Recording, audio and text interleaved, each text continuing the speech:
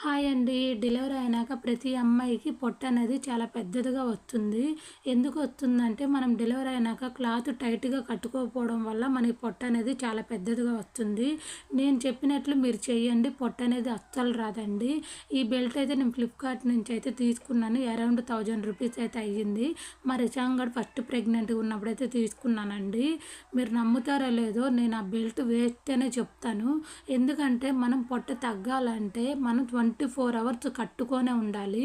ఆ బెల్ట్ మనం 24 అవర్స్ అయితే కట్టుకోలేమండి. మనకి పొట్ట అయితే అస్సలు తగ్గదు బెల్ట్ కట్టుకుంటే. ఇలా క్లాత్‌తో మీరు గట్టిగా టైట్‌గా కట్టుకోండి. 24 అవర్స్ కట్టుకొనే ఉండాలి. 1 మంత్ దాకా కట్టుకోండి.